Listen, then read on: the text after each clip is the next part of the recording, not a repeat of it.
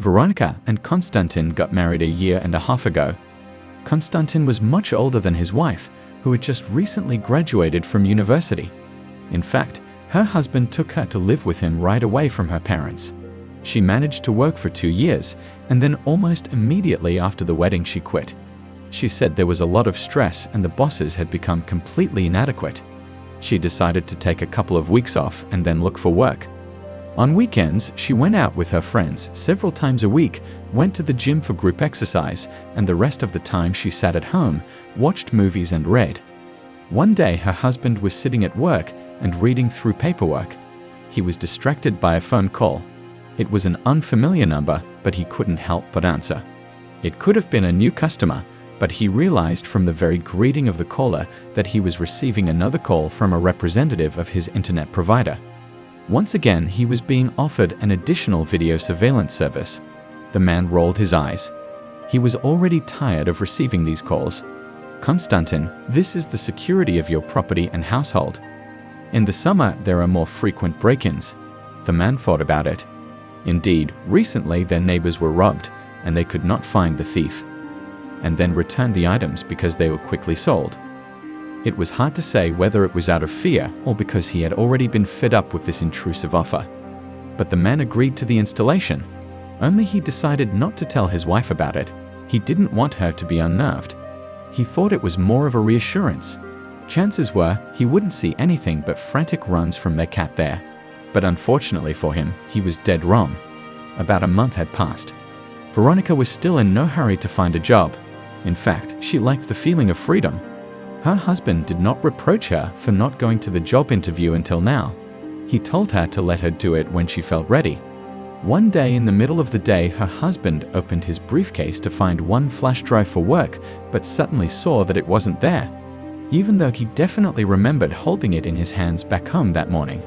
He worried that he might have lost it somewhere along the way. But before he panicked, he should check. Maybe he had dropped it at home. He decided not to call his wife because she wasn't going anywhere that day, and she could have gone to bed. When she quit her job, her body was probably full of energy and she was often drowsy in the afternoon. Now the cameras would come in handy, thought her husband, smirking weakly. He turned on the program on his phone and began to rewind the tape for the morning. Here he comes out of the kitchen, takes a flash drive from the shelf in the living room, then goes into the hallway. And before he gets his shoes on, he puts the drive on the nightstand. And of course, not having remembered it in the rush, he runs off to work. Now everything made sense. The man even breathed a sigh of relief, but then noticed something strange on the tape. As soon as the husband left, the wife returned to the kitchen and started looking out the window. In a sort of impatience, she was clearly making sure her husband was definitely gone. Then she went to the dressing table and began to put on her makeup. Where on earth was she going? The husband thought with surprise. He put the tape on fast forward.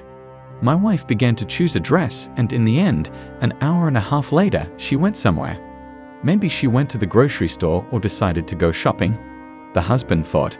He turned on the recording in real time, but his wife was not there. So she hadn't been home in about 6 hours. He called her. She picked up the phone only the second time. "Hi honey, are you home right now?" he asked calmly. "Hi. Well, not really. I went out for a walk. Tired of sitting at home," she answered. "Are you in our park?" The husband clarified and paused. He listened. "Well, yes here," she said. "Here's something urgent. Let's talk tonight, matey. I met a friend." The husband said nothing urgent and ended the conversation. It didn't sound like the wife was anywhere outdoors. It sounded like she was indoors somewhere. According to the cameras, the wife did not return home until an hour later. In the evening, the couple sat down to dinner and the husband asked how the day's walk had gone. "You know, I had dinner and then I really wanted to walk. They said you definitely won't gain weight that way. Ended up walking for an hour or an hour and a half. Met my former classmate," she answered. My husband looked at her intently. She lied so masterfully. After all, according to the cameras, she had left much earlier. One thing he didn't understand this morning. Why would she lie? Was she hiding something? The next day, her husband scoured the internet for a small tracking device of his that he could slip discreetly into his wife's purse and track where she was secretly going. Once he found what he was looking for, he put the little device in Veronica's purse pocket that evening, and he did it very timely. The next day his wife, she said, was going nowhere, which meant it was the perfect opportunity to check on her. The next morning her husband was already sitting at work, occasionally checking Veronica's whereabouts. This time she had not left the house so early, but only by lunchtime. Her husband watched her movements carefully when she finally stopped somewhere. He left work early and drove to the location. When he arrived at his destination, he was surprised to find that it was a branch of that chain of gyms where his wife worked out. Except she went to the gym that was closer to their house, and this one was completely on the other side. The husband saw his wife sitting near the front desk, waiting for something or maybe someone. While her husband was trying to figure out why his wife was here, a young man with a duffel bag on his arm came out from the front of the dressing room. Veronica saw him. Quickly she stood up and happily ran over to him. The man said something to the receptionist. It looked like he worked as a trainer at the gym. They exchanged a few words with his wife and then left the building. At this point, they were holding hands.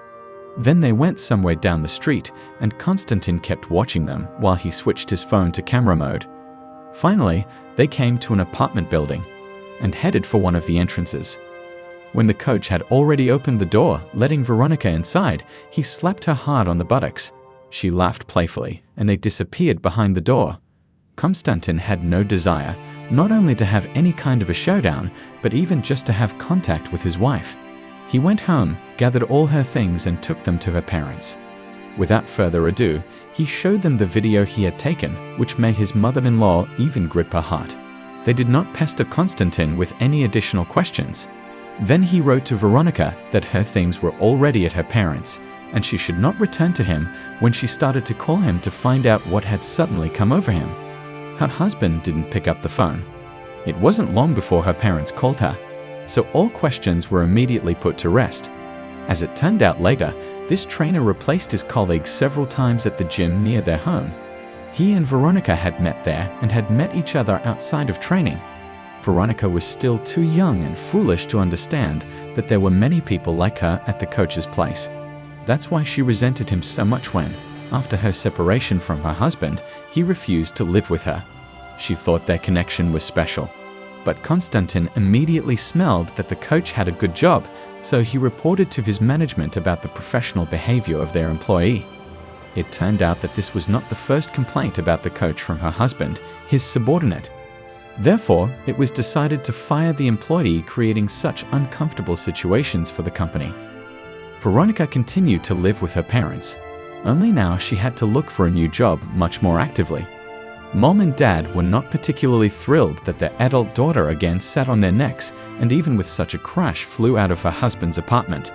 Along the way, she continued to go on dates and look for someone who could take care of her the way Konstantin did. But she met mostly uninterested, infantile men who only liked her good figure. After a few months of such unsuccessful meetings, Veronica truly realized what a good man she had lost. But she had no way back. Konstantin was building his life, and he would not let the traitor back in again. That's such a story from life. Share in the comments what you think about this situation and the behavior of the characters. And thanks for listening to the story to the end. Don't forget to subscribe to the channel, and be sure to like this video. This will help you a lot in promoting the channel. Have a nice day.